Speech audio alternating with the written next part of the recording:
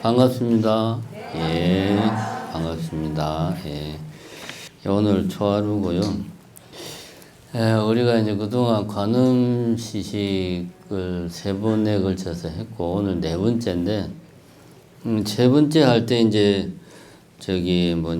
파지옥 지는 부분부터 해가지고, 장엄연보라는 앞부분까지 대략 어떤 순서와 내용으로 이렇게 진행이 된다는 이야기를 흐름을 이야기했습니다. 여러분 당연히 기억이 안 나실 거니까. 왜냐? 저도 기억이 안 납니다. 그러니까 유튜브로 보시면 그때 이런 이야기를 했구나.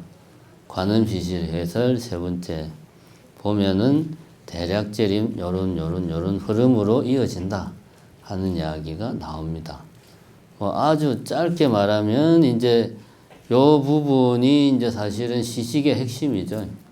상 차리고 향 피우고 차 올리고 공양 올리고 이렇게 쭉 하는 과정. 안녕히 가시라고 이제 그 뒤에는 이제 나중에 장엄연보를 하고.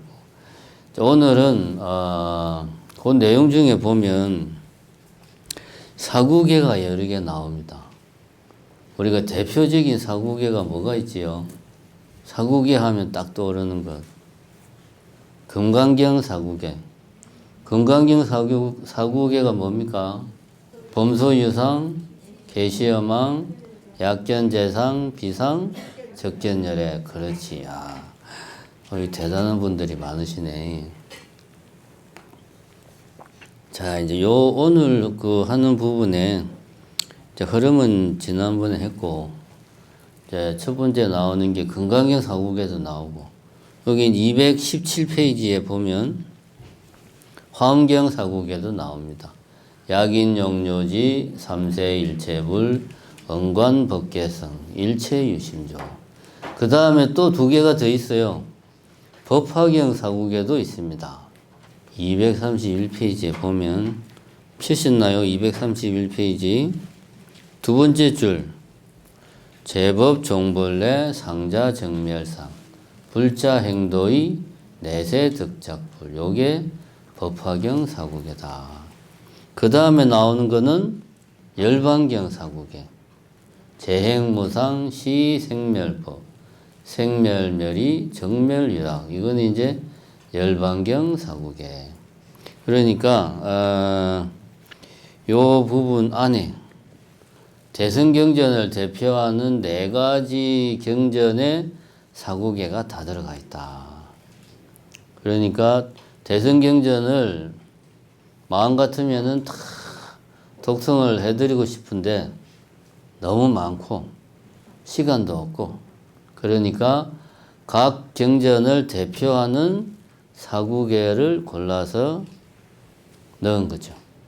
각 경전을 대표하는 사구계를 독송을 함으로써 해가지고 화엄경, 금강경, 법화경, 열반경을 영가님들에게 독송을 해주는 것과 같다. 이렇게 이제 생각을 하는 거죠. 그래서 오늘은 우리가 30분 만에 이 4개 경전의 내용을 마스터하는 속성으로 경전 4개를 오늘 끝내는 아주 귀한 시간입니다. 우리가 언제 이 4개의 경전을 30분에 다 끝내겠습니까?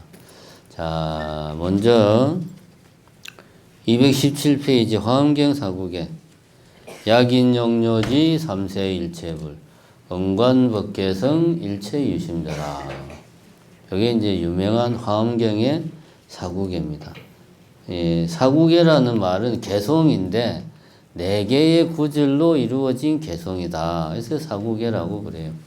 보통 경전을 대표하는 그 개송들이 여러 개 있는데 그 중에서 이제 하나 대표적인 거 골라서 이야기를 합니다.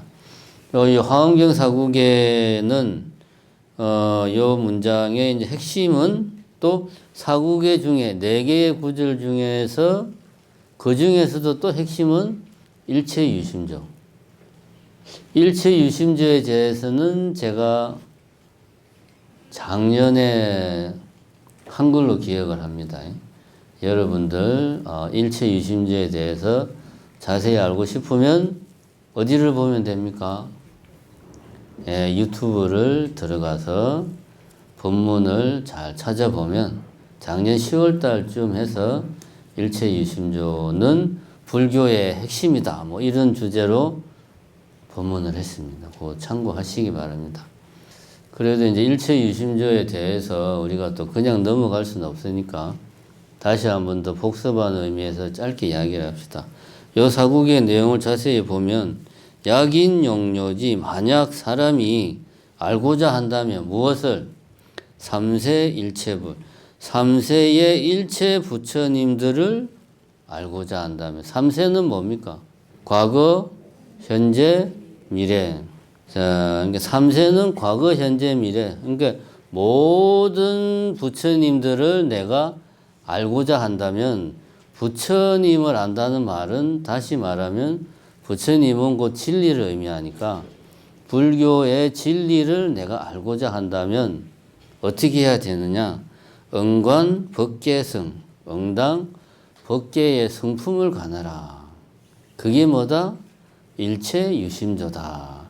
그러니까 요약하면 불교에서 생각하는 진리, 부처님이 발견한 진리를 한 구절로 줄이면 일체 유심조다. 이거죠. 우리가 이제 흔히 생각하는 일체 유심조는 세상 일은 마음 먹기 나름이다. 아무리 추워도 안 춥다 생각하면은 하나도 안 추워. 뭐 예를 들면 지금은 내가 힘들지만 이거는 결코 힘든 게 아니야. 이거는 다 극복하기 이 시련을 이 모든 시련은 나를 시험하는 것이야. 이렇게 내가 마음 먹으면 못할 게 없어. 이게 우리는 일체 유심조라고 생각하지만 이런 게 아니다 하는 이야기를 제가 했습니다. 여기서 일체 유심조란 말을 풀이하면 일체는 오직 심, 마음이 만들어내는 것이다. 이 세상 모든 것은 오직 마음이 만들었다. 이게 일체 유심조라는 말의 뜻입니다. 마음이 만들었다고 해서 여기 있는 시계, 이 잔, 이 책 이런 것들을 마음이 만들었다는 그런 말이 아닙니다. 이걸 어떻게 마음이 만듭니까? 문제는 마음이 만든 게 도대체 뭐냐? 이거를 정확하게 알면 일체 유심조의 말뜻을 올바로 알 수가 있다. 우리가 이제 뭔가를 본다고 하는 것을 곰곰이 생각을 해보자.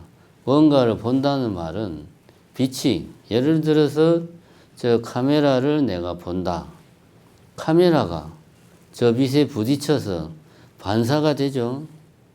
그래서 반사된 빛이 어디로 들어옵니까?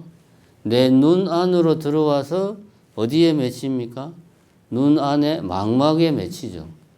나이 드신 분들 황반변성이 오면 망막이 손상이 돼. 그래서 세상이 보면은 막 찌그러져서 보이고 중간에 구멍이 뿡뿡 뚫려서 보이고 막 그럽니다. 요거는 다 망막이 손상돼서 그래요. 어쨌든 빛이, 저 카메라에 반사된 빛이 내 눈 안으로 들어와서 수정체를 통과해서 망막에 맺혀요. 그럼 망막이 하는 일이 뭐냐? 망막은 이 빛이 담고 있는 정보를 전기 신호로 바꿔가지고 뇌세포로 전달하는 겁니다. 그럼 머릿속에서 이 빛이 담고 있는 정보가 전기 신호로 바뀌어가지고 망막이 이걸 전기 신호로 바꿔서 머릿속 어딘가로 가요. 어딘가로 가. 그러면 머릿속 어딘가로 간 이 전기 신호를 내가 인식을 하고, 아, 밖에서 어떤 정보가, 빛의 정보가 들어왔구나. 그리고 요것과 가장 유사한 게 뭐지? 뭔가 정보가 들어왔으면 이게 뭘까? 찾을 거 아닙니까? 어디서 찾을까요? 기존에 있는 내 머릿속에 정보의 창고에서 찾겠지. 쭉 찾아보고, 아, 이것은 카메라하고 비슷하게 생겼네. 내 머릿속에 있는 카메라하고 비교해 보니까 비슷해. 이거 카메라야. 그래서 내가 저기 카메라가 있구나 라고 말을 하고 생각을 하는 거죠. 이게 우리가 뭔가를 보는 과정입니다. 뭔가를 보는 과정.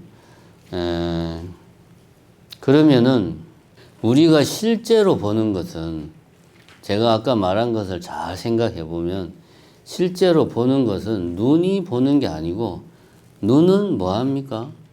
그냥 빛 정보를 받아가지고 전달하는 역할만 해요. 실제로 보는 것은 내 안에서 이루어지는, 내 머릿속에서 이루어져요.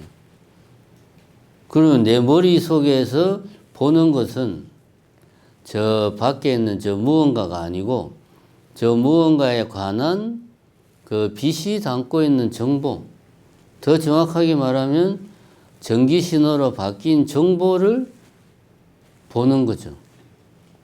실제로는.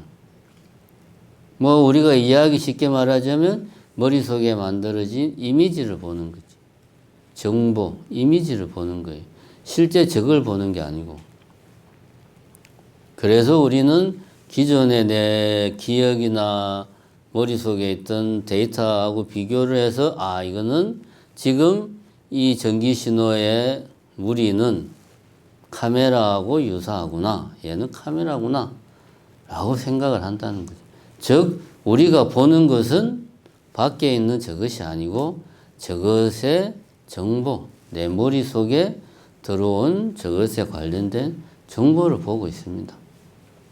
이것이 오늘날 현대과학이 밝혀낸 우리가 무언가를 보는 과정, 듣는 것도 마찬가지죠. 듣는 거, 냄새 맡는 거, 또 안, 이, 비, 맛보는 거, 피부로 이렇게 촉각으로 느끼는 거 다 마찬가지입니다. 실제로 저것을 내가 본다는 말은 정확하게 말하면 저것의 정보, 내 머리 안에 있는 정보를 조사한다.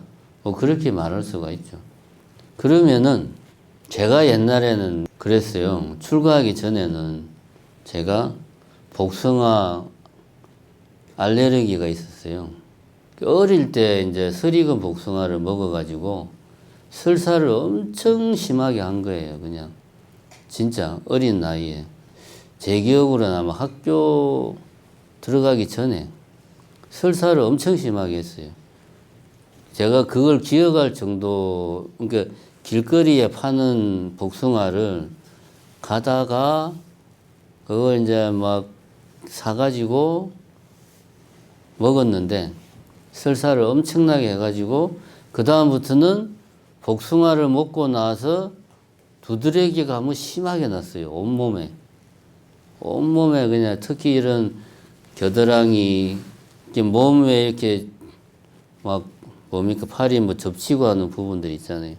사타구니, 겨드랑이 요런데 아주 심하게 몸 전체에 막 두드러기가 나가지고 너무 힘들었어요.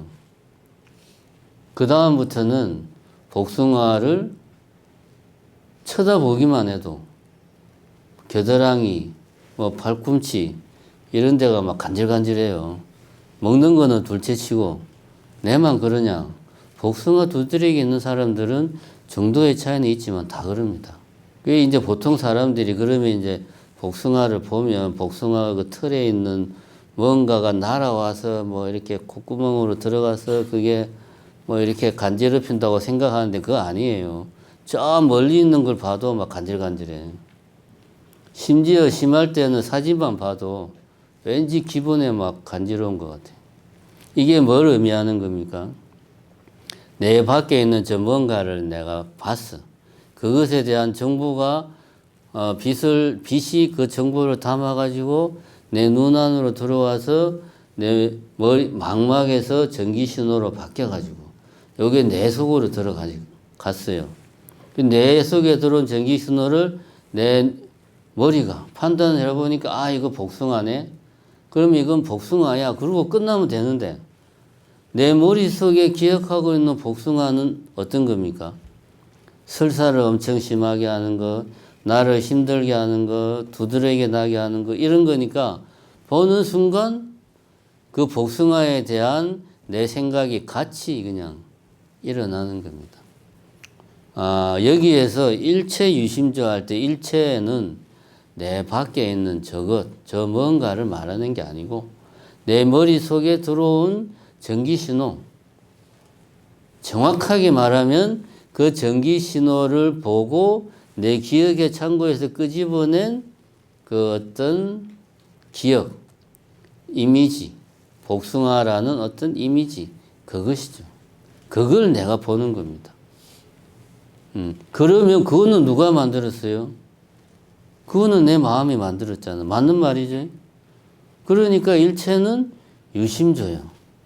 그래서 내 같은 사람은 복숭아를 보기만 해도 두드러기가 나는데 어떤 사람은 복숭아를 보기만 해도 입에서 막 침이 고이는 거예요. 제가 옛날에 선방 다닐 때 지금은 복숭아 두드러기가 사라졌어요. 왜 사라졌냐 하면 선방을 다닐 때 그철에 그 입성 스님이 복숭아를 엄청 좋아했어요. 그래가 틈만 나면 밖에서 그냥 복숭아가 들어왔어요. 대중공약물이. 근데 그때 제가 이제, 주로 이제 스님들 먹거리를 담당하는 소임을 봤거든요. 근데 이 입성 스님이 복숭아를 너무 좋아하니까 복숭아가 들어오면 그날 바로 씻어가지고 대중들이 먹어야 돼. 놔두면 막 화를 내요. 다음날. 나는 나름대로 이제 이 다각 소임자로서 복숭아가 좀 많으니까 오늘은 먹지 말고 내일 먹어야지. 요거는 모레 먹어야지. 안 돼요. 무조건 오늘 먹어야 돼. 이게 복숭아 들어오면은 제일 먼저 이거를 빨리 씻어야 돼요. 근데 나는 복숭아를 보기만 해도 두드러기가 나잖아요. 근데 하도 입성 스님이 그냥 복숭아 빨리 갖고 오라고 막 그러니까 마음이 급하니까 나도 모르게 내가 맨손으로 막 씻고 있는 거야. 그렇게 한 채를 살다 보니까 나도 모르게 이 복숭아 알레르기가 사라져 버렸어요. 어쨌든 제가 지금 이야기하는 것은 이겁니다. 우리가 보고 있는 저것이 일체가 아니고 내 마음 속에서 만들어진 이미지, 상, 이겁니다. 이거는 당연히 마음이 만들었죠. 그래서 나는 복숭아를 보면은 괴롭고 힘들고 막 온몸이 건질건질한데 어떤 사람은 복숭아를 보면 입에서 침이 고이고 그게 서로 복숭아를 보고 생각하고 느끼는 게 다른 거예요. 똑같은 복숭아를 보고. 그러면 실제로 저 밖에 있는 게 복숭아냐? 그것도 아니죠. 우리 머릿속에 만들어진 상이 이미지가 복숭아일 따름이에요. 요거를 잘 명심해야 됩니다. 그럼 저 밖에 있는 저건 뭐냐? 저거는 뭐라고 이름 붙일 수가 없어요. 이름 붙이는 것 자체가 제가 아까 말했죠. 머릿속에 내 기억의 창고 속에 있는 그 뭔가 하고 내가 지금 내 머릿속으로 들어온 이 정보를 비교하는 과정에서 찾아내가지고 그 뭔가에 이름을 붙이는 거예요. 그러니까 저거는 이름이 없어. 이름을 붙일 수도 없어. 더 심하게는 저것이라고 우리가 다른 뭔가랑 구별할 수도 없어요. 그냥 부처님 말씀대로 하면 인연 따라 잠시 모였다가 또 인연 따라 흩어지는 거예요. 물론 저 카메라는 딱딱하기 때문에 잠시 모여있는 시간이 길죠. 근데 우리가 하늘에 구름을 봅시다. 구름을 보다가 우리같이 마음이 급한 사람은 구름을 보고 있을 때는 구름이 움직이지도 않고 변하지도 않아요. 그러면 이제 우리는 재미가 없으니까 잠깐 딴 생각을 하죠. 그 사이에 어떻게 됩니까? 구름이 모양이 바뀌어 있어. 또 정신 차리고 보면 아까 그 구름이 아니네. 이런 식으로 시시각각으로 인연 따라 잠깐 모였다가 흩어지고 인연 따라 변하는 거예요. 이름 지을 수도 없고 우리가 뭐라고 말할 수도 없는 거예요. 우리가 이름 붙이고 말하는 건 다 어디 있는 겁니까? 내 머릿속에 있는 이미지들. 그걸 우리는 이름 붙이고 뭐라고 말하고 비교하고 좋다, 나쁘다 이야기하는 겁니다. 이 모든 것들은 마음이 만든 거죠. 그러니까 일체 유심조다. 맞는 말이죠. 여기 이제 화엄경 사국에. 그래서 이제 불교의 핵심이 이 일체 유심조라는 말을 정확하게 이해하는 겁니다. 우리가 가지고 있는 가장 큰 착각은 뭐냐? 내가 지금 사실은 말하고 생각하는 그 대상은 내 머릿속에 있는 이 정보인데, 이미지인데, 우리는 이걸 착각을 해가지고, 저기, 이 연기실상안의 세계 속에 있는 저 무엇을, 저 무엇이 이름이 있고, 저 무엇이 다른 것과 구별이 되고, 저 무엇이 막 변한다고 우리가 착각을 하는 거죠. 여기에 가장 큰 착각입니다. 그래서 우리는 저 무엇에 집착을 하고 애착을 가지는 거죠.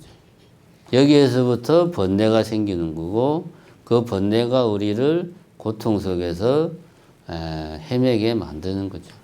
그래서 일체가 뭐냐라는 것만 올바로 알아도 사실은 우리가 번뇌에서 벗어날 수 있는 길을 내가 아는 거다. 자세한 이야기는 작년에 했던 본문을 참고하시고, 저 일체 유심조의 내용만 정확하게 알면 그 다음에 230페이지에 보면 금강경 사국에가 나옵니다. 네 번째 줄에 범서 유상 계시여망 약견 재상 비상 적견 열행. 자, 요 말도 제가 아까 일체 유심조 이야기한 거하고 같은 맥락입니다. 찾았어요. 230페이지 범서 유상. 범, 무릇, 소, 유상, 상이 있는 것들은, 즉 우리가 상이 있다는 말은 뭡니까? 보고, 듣고, 만지고, 냄새 맡고, 맛보는 이런 것들은 계시 허망, 다 허망하다. 왜 허망할까요? 이런 것들은 내가 보고, 듣고, 만지고 하는 것들은 내 밖에 있는 저것일까요? 내 머릿속에 저것 들어온, 내 머릿속에 들어온 이미지, 정보일까요? 내가 결국은 보고 듣고 느끼고 하는 것들은 머릿속에 들어온 정보들이요. 이미지들. 이런 것들은 실제로 있는 게 아니잖아요. 실체는 저거고.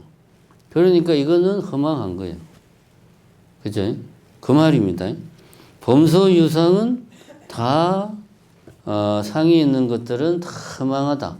여기서 말하는 상은 내 머릿속에 맺혀진 이미지, 내 머릿속에 받아들여진 정보, 이런 것들은 실체가 아니다. 저 바깥에 실제로 있는 저 무엇이 아니다. 그런 이야기죠. 약견 재상 비상.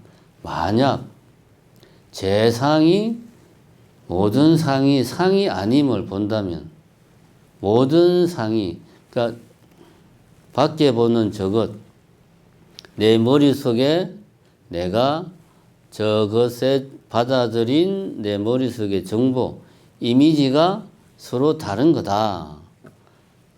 재상, 모든 상이 상이 아니다. 내 머릿속의 이미지, 재상, 이것이 실제 바깥에 있는 저것이 아니다.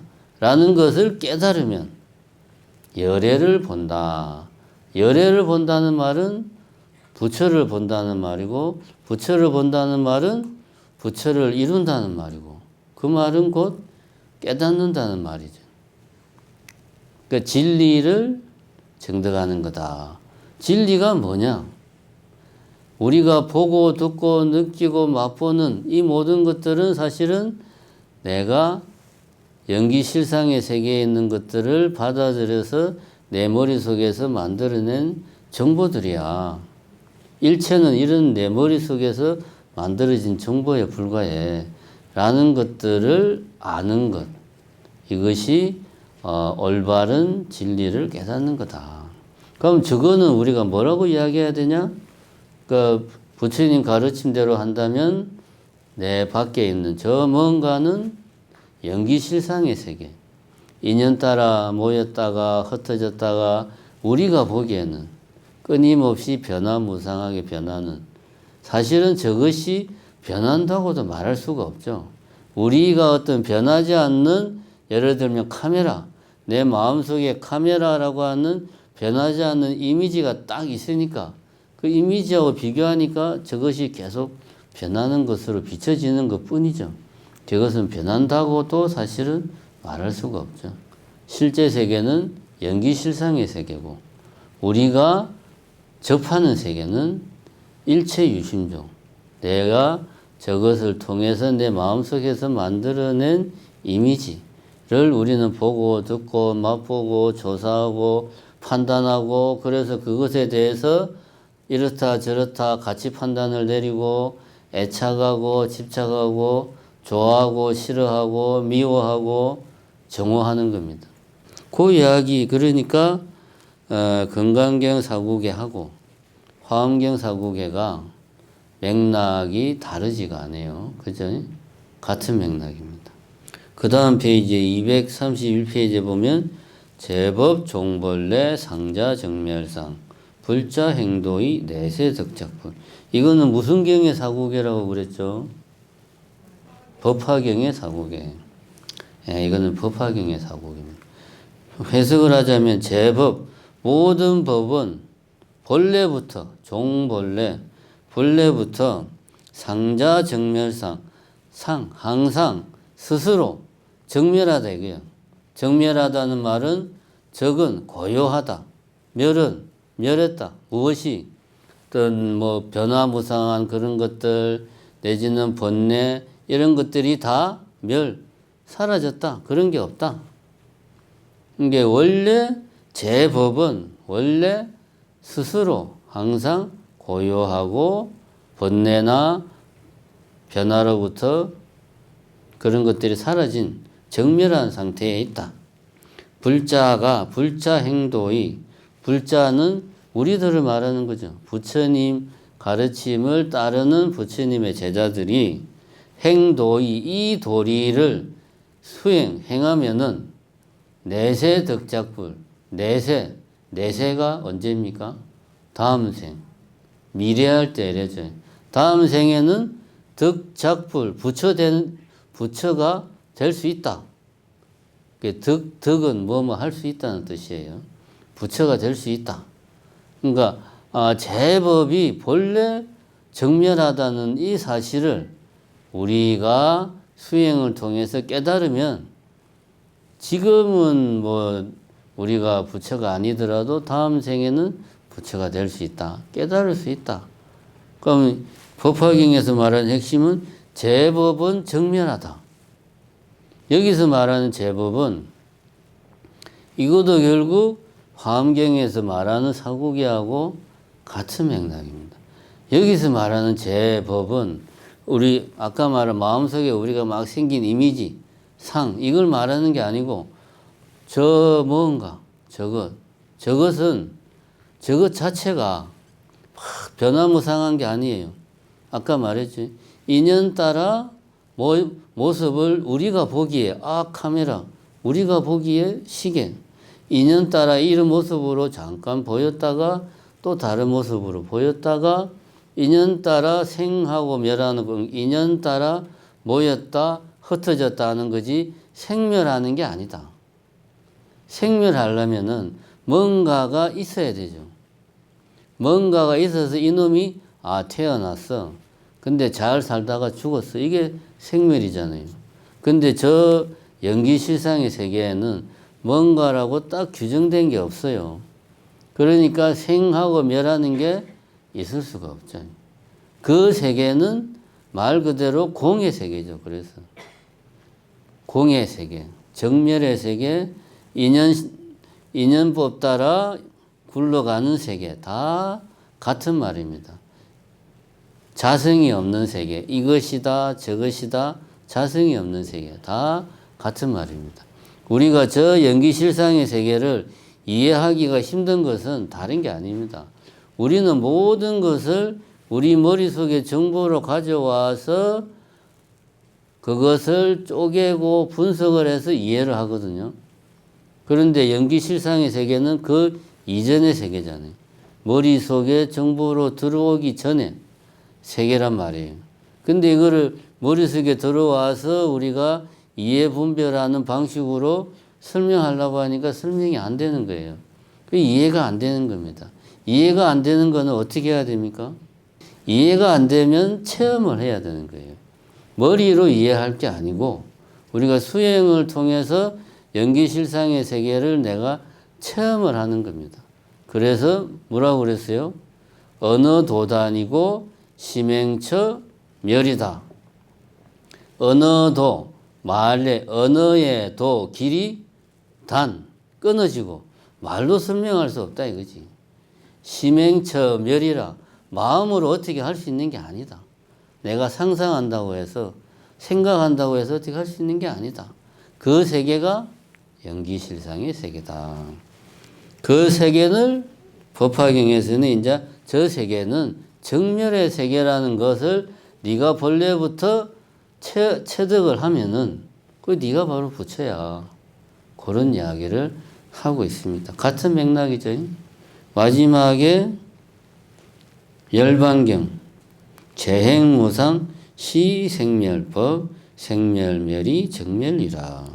재행은 무상에서 모든 이 세상 만물이 변화하는 것들은 이 행은 무상하다 이거야. 항상하지 않다. 고정되어 있지가 않아 가지고 이것을 우리는 생멸법이라고 한다. 생멸이 멸해버리면 생멸법이 사라져버리면 그것이 바로 정멸이다. 그 정멸이야말로 즐거움의 세계다. 정멸이 위락, 즐거움의 세계다. 요거는 이제 제가 아까도 이야기했지만 우리가 마음속에서 이거는 카메라야, 이거는 시계야, 이거는 컵이야 라고 이렇게 규정하고 뭔가를 정하는 이 일체, 마음속의 일체의 세계에서는 그래서 뭔가를 규정을 하기 때문에 생하고 멸하는 세계예요. 생겼다가 변화하고 사라지고 태어나서 어른이 되어서 성장하고 병들고 늙고 죽고 이게 우리가 말하는 일체의 세계, 생멸법이 관철되는 세계. 그런데 연기실상의 세계는 그런 세계가 아니다 이거지. 생하고 멸하려면은 뭔가 실체 고정된 게 있어야 돼. 근데 연기실상의 세계는 이것이라고 고정된 게 없으니까 생멸이라는 것도 있을 수가 없다. 그래서 연기실상의 세계는 생멸이 멸한 세계다. 그래서 네가 만약에 저 연기실상의 세계를 네가 깨달으면 그것이 정멸의 세계고 그것이야말로 진정한 위락, 즐거움이다. 그런 이야기를 하고 있습니다. 같은 맥락입니다. 화엄경, 금강경, 법화경, 열반경 다 이 같은 이야기를 하고 있다. 핵심은 우리가 보고 듣고 느끼고 맛본다고 생각하는 이 세계는 사실은 우리가 우리 마음속에 이 연기실상의 세계의 정보를 마음속으로 우리가 머릿속에 받아들여서 그 머릿속에 구축된 정보, 이미지를 우리가 인식하고 있는 거다. 그것을 불교에서는 일체라고 한다. 그래서 일체는 마음이 만들었다고 이야기한다. 가장 큰 착각은 이것과 실제 연기실상의 세계를 일체의 세계와 동일시하는 것이 우리가 하는 가장 큰 착각이고 이 착각 때문에 거기에서 애착과 집착이 나오고 그 애착과 집착에서 번뇌가 나오고 거기에서 우리의 삶이 고통의 연속이 되는 거다. 이렇게 이야기를 하고 있습니다. 우리가 이제 관음시식을 사실은 공부를 하는데 내용을 보면 사실은 불교의 중요한 그 부처님 가르침의 중요한 내용들이 다 나옵니다. 이제 뒤에 가면 이제 장엄연불이 나오는데 장엄연불은 이제 쉽게 말하면은 영가님이 공약물을 잘 드시고 이제는 극락으로 갈 시간이에요.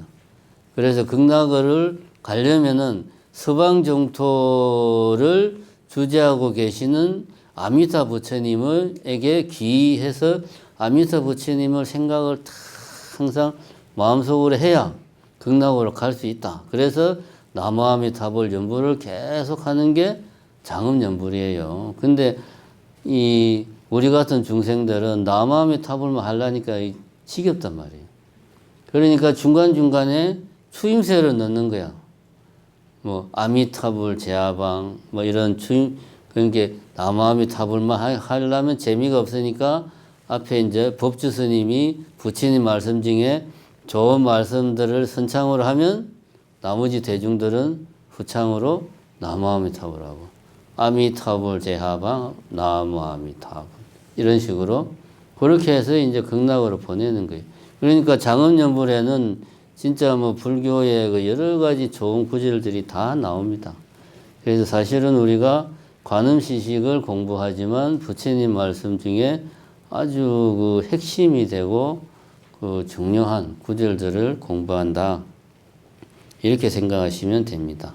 네, 감사합니다.